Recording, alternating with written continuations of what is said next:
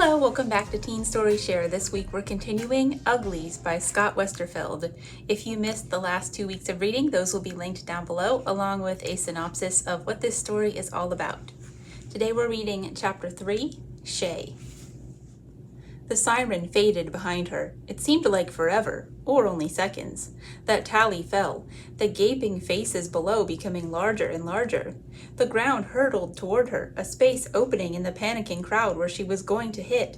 For a few moments, it was just like a flying dream, silent and wonderful.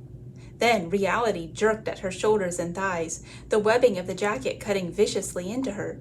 She was taller than pretty standard, she knew. The jacket probably wasn't expecting this much weight.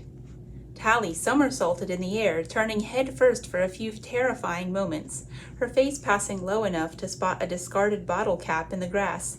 Then she found herself shooting upward again, completing the circle, so that the sky wheeled above her, then over and downward again, more crowd parting in front. Perfect. She had pushed off hard enough that she was bouncing down the hill, away from Garbo Mansion, the jacket carrying her toward the darkness and safety of the gardens. Tally spun head over heels twice more, and then the jacket lowered her to the grass. She pulled randomly at straps until the garment made a hissing sound and dropped to the ground. Her dizziness took a moment to clear as she tried to sort up from down. "Isn't she ugly?" someone asked from the edge of the crowd. The black shapes of two firefighting hover cars zoomed past overhead, red lights flashing and sirens piercing her ears. "Great idea, Paris," she muttered. "A false alarm." She would really be in trouble if they caught her now. She'd never even heard of anyone doing anything this bad. Tally ran toward the garden. The darkness below the willows was comforting. Down here, halfway to the river, Tally could barely tell there was a full-scale fire alert in the middle of town, but she could see that a search was underway. More hovercars were in the air than usual, and the river seemed to be lit up extra bright. Maybe that was just a coincidence, but probably not. Tally made her way carefully through the trees. It was later than she and Paris had ever stayed over in New Pretty Town. The pleasure gardens were more crowded, especially the dark parts, and now that the excitement of her escape had worn off, Tally was beginning to realize how stupid the whole idea had been. Of course Paris didn't have the scar anymore. The two of them had only used a penknife when they'd cut themselves and held hands. The doctors used much sharper and bigger knives in the operation. They rubbed you raw, and you grew all new skin, perfect and clear. The old marks of accidents and bad food and childhood illnesses all washed away, a clean start. But Tally had ruined Paris's starting over, showing up like some pesky Litley who's not wanted, and leaving him with the bad taste of ugly in his mouth, not to mention covered with mud. She hoped he had another vest to change into. At least Paris hadn't seemed too angry. He'd said they'd be best friends again once she was pretty. But the way he looked at her face, maybe that was why they separated uglies from pretties. It must be horrible to see an ugly face when you're surrounded by such beautiful people all the time. What if she'd ruined everything tonight and Paris would always see her like this, squinty eyes and frizzy hair, even after she had the operation? A hovercar passed overhead and Tally ducked. She was probably going to get caught tonight and never be turned pretty at all. She deserved it for being so stupid. Tally reminded herself of her promise to Paris. She was not going to get caught. She had to become pretty for him. A light flashed in the corner of her vision. Tally crouched and peered through the hanging willow leaves. A safety warden was in the park. She was a middle pretty, not a new one. In the firelight, the handsome features of the second operation were obvious.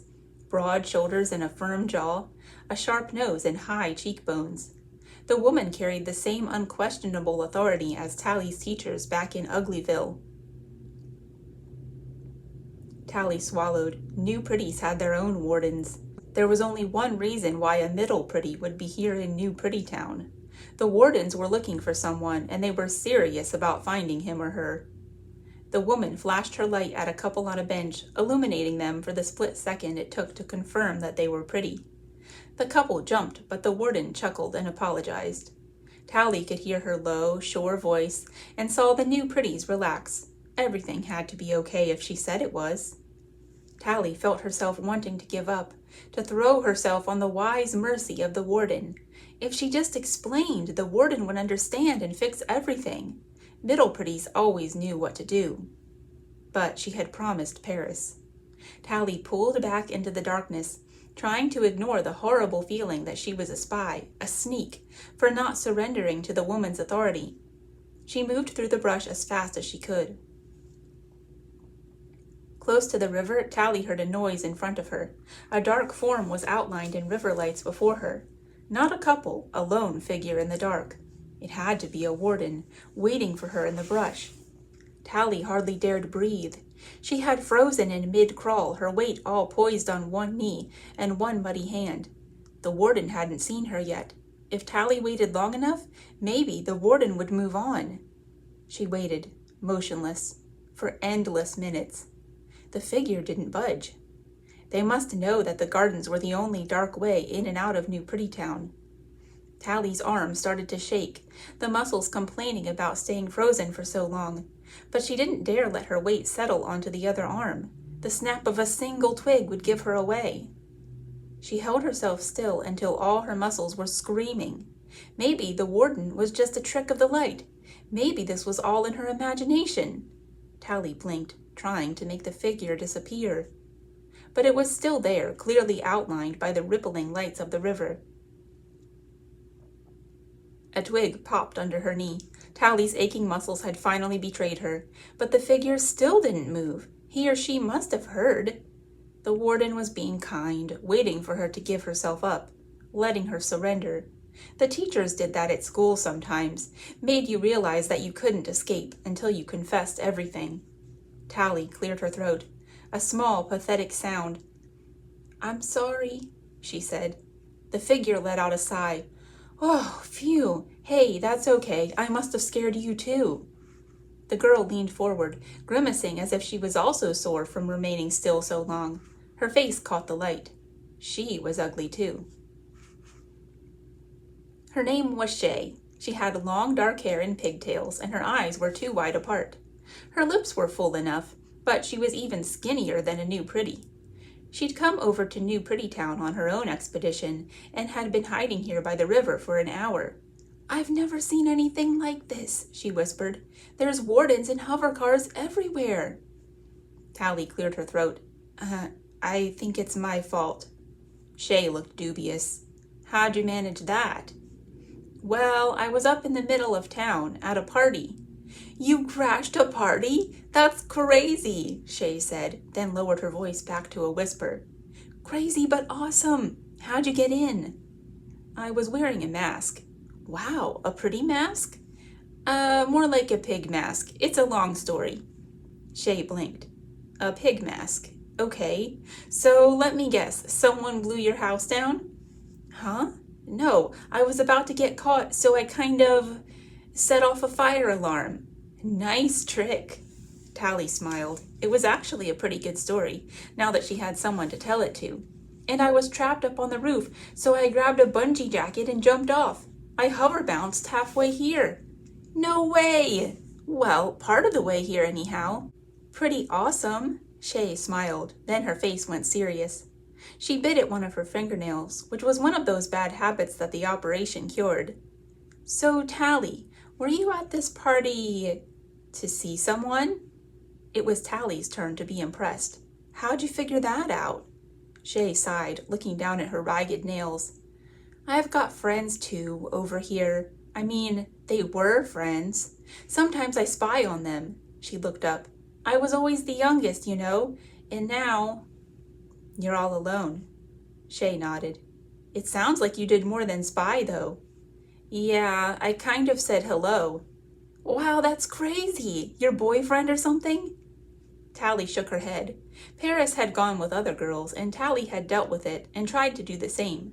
But their friendship had always been the main thing in both their lives. Not anymore, apparently.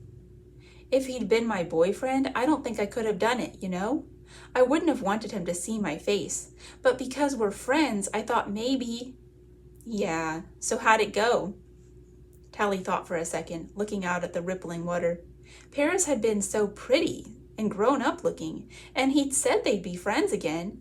Once Tally was pretty too. Basically, it sucked, she said. Thought so.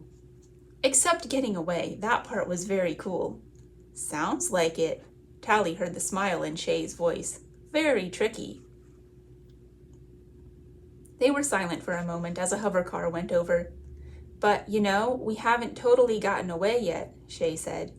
Next time you're going to pull a fire alarm, let me know ahead of time.